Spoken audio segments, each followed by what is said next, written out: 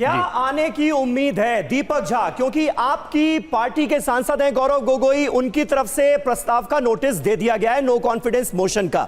अब यहां पर बात आती है कि 267 नियम के तहत आप चर्चा चाहते थे, 176 नियम के तहत सरकार चर्चा के लिए तैयार थी।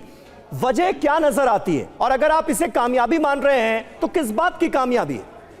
देखिए समीर भाई, सबसे पहले आपको समझना पड़ेगा, वो आपको भी स्पष्ट है, दर्शकों को भी स्पष्ट कर दो कि 267 नियम के तहत होता है कि आपको समय की कोई सीमा नहीं होती है। हाँ, दीर्घकालिक चर्चा होती, वोटिंग होती, दीर्घकालिक चर्चा होती है। तो इतना बड़ा मुद्दा है, इस मुद्दे को आप 20 मिनट या आधे घंटे में नहीं निपटा सकते नियम 176 के तहत। हाँ। तो नरेंद्र मोदी जी जवाब नहीं देना चाहते थे, इसलिए 267 नियम से बचना चाहते थे। और बात करते हैं विपक्ष बोलने नहीं दे रहा, मैं तो कहता हूं आइए साहब बोलिए, संसद भवन आपका स्वागत करता है, विपक्ष आपका फूलमाला से स्वागत करेगा, लेकिन आप बोलेंगे नहीं। आपने एक मोदी जी का वीडियो बताया कि 2018 में मोदी जी ने कहा था कि फिर लाएंगे। अरे इसका मतलब ये होता है कि मोदी जी कहते हैं ना मैं पहले सुधरा था ना अब सुधरूंगा, मैं जिद्दी रहूंगा, मैं हटी नहीं। लेकिन दीपक नियम 176 के तहत भी 2.5 घंटे की चर्चा तो हो सकती थी ना।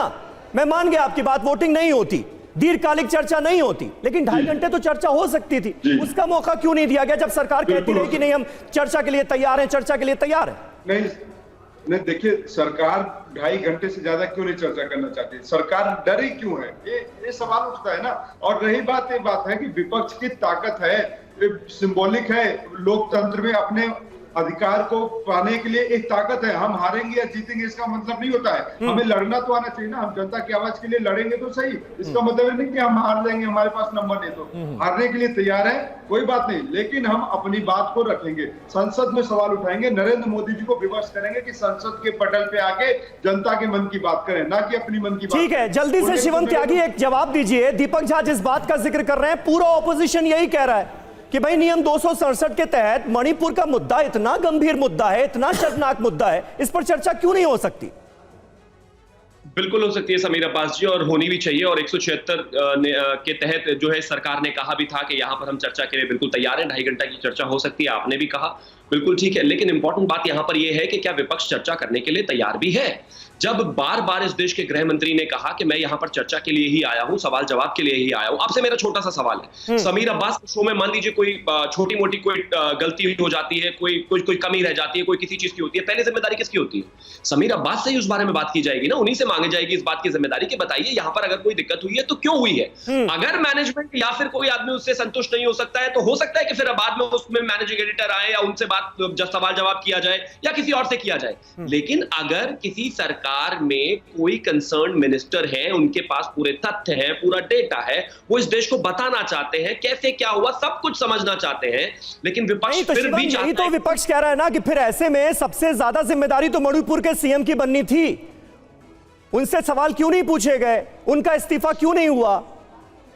क्या इस बात को लेकर समीर अब्बास जी एक चीज बताइए, लोकसभा में बात नहीं की जा सकती थी? क्या इस बात को लेकर जो है इस तरह की मांग या इस तरह की चीजें जो है इस देश के गृह मंत्री के सामने नहीं रखी जा सकती? क्या इस तरह की चीजों को आगे नहीं कहा जा सकता था? लेकिन सिर्फ राजनीति करनी है, अभी तो ठीक है, यानी ऑपोजिशन सिर्फ राजनीति कर रहा है, ये आपका कहना है, ये बीजेपी का पॉइंट है। विपिन के पास अहम जानकारी है, विपिन ओवर टू यू। बिल्कुल समीर, देखिए भले ही विपक्ष अविश्वास प्रस्ताव लाने की तैयारी कर रहा है, लेकिन बिना पीएम मोदी के बयान के चर्चा के लिए तैयार नहीं है। इस बीच देखिए मणिपुर पर सरकार वर्सेस विपक्ष कहा जा रहा है, क्यों, वो डिटेल आपको बताने की कोशिश करते हैं। अमित शाह ने क्या कहा सरकार की तरफ से? उन्होंने कहा कि संसद में सरकार चर्चा के लिए तैयार है। राजनाथ सिंह ने कहा कि विपक्षी नेताओं से फोन पर मैंने बातचीत की है। जबकि देखिए विपक्ष क्या कहता है अमित शाह के सवाल पर कि विपक्ष एक ही मांग कर रहा है कि पीएम मोदी आए और संसद में बयान दें। सरकार ने अपना पक्ष किया। राजनाथ सिंह कह रहे हैं कि हमने विपक्षी नेताओं से फोन पर बातचीत कर ली है और गतिरोध तोड़ने की गुजारिश की है। जबकि विपक्ष कह रहा है कि उसकी एक ही मांग है, संसद के दोनों सदनों में प्रधानमंत्री आए, बात रखें और देश को समझाएं कि मणिपुर में क्या हुआ, सरकार क्या करी। अब स्पीकर क्या कहते हैं वो आपको बताने की कोशिश करते हैं। स्पीकर ओम बिरला ने फ्लोर लीडर्स के साथ बैठक की और संसद में जो गतिरोध बना हुआ है उसको तोड़ने की कोशिश की। सरकार की तरफ से राज्यसभा में पीयूष गोयल ने कहा कि हम चर्चा के लिए तैयार हैं, लेकिन जो गठबंधन है इंडिया, वो अपने बयान से पीछे हटने को तैयार नहीं है, अपने रुख से पीछे हटने को तैयार नहीं है। अवधेश जी, सवाल यही है कि आखिरकार गतिरोध टूटेगा कैसे, संसद को चलाने की जिम्मेदारी सरकार की होती है। और अगर देश के मुखिया से यह कहा जा रहा कि आप आके स्थिति स्पष्ट करिए, तो इसमें दिक्कत क्या है? नहीं, देखिए, ऐसा है कि संसद चलाने की जिम्मेवारी सरकार की होती है, लेकिन संसद के सदस्य होने के नाते विपक्ष की भी जिम्मेवारी है।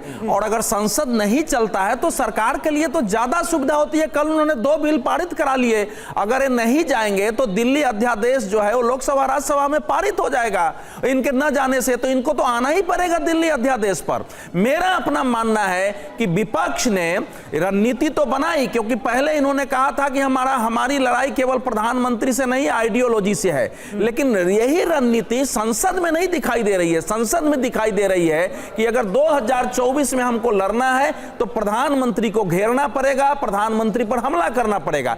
इससे कर रहे हैं। लेकिन आखिर मणिपुर को लेकर के इतना बड़ा गतिरोध हो जाए और पूरा संसद मिलकर एक शांति प्रस्ताव पारित ना करे, इससे बड़ी ट्रेजेडी भारतीय लोकतंत्र का क्या हो सकता है? क्या विपक्ष की जिम्मेवारी नहीं थी कि चलो हम लड़ेंगे, लेकिन पहले एक सर्वसम्मति से कुकी और मैतेई दोनों से अपील की जाए कि वहां शांति स्थापित हो? इतना तो विपक्ष कर सकता था। मुझे जो समझ में आया है कि देखिए, इस समय मणिपुर की लड़ाई जो है वो कुकी चूंकि ईसाई है, मैतेई हिंदू है, धीरे धीरे दुर्भाग्य से ईसाई बनाम हिंदू में हो गया है। और चूंकि ज्यादातर जो आवाज उठ रही है वो उठ रही है कुकियों के पक्ष में, तो विपक्ष को यह भय है कि कहीं उसी प्रकार से फिर देश में ध्रुवीकरण न हो जाए कि भारतीय जनता पार्टी ही अकेले हिंदुओं के साथ कठिनाई में खड़ी होती है, बाकी पार्टियों को हिंदुओं से कोई लेना देना नहीं है। तो यह जो समस्या है वो विपक्ष को भी समझ में आ गई है, इसलिए विपक्ष भी इस पर उस प्रकार से चर्चा से बचना चाहता है।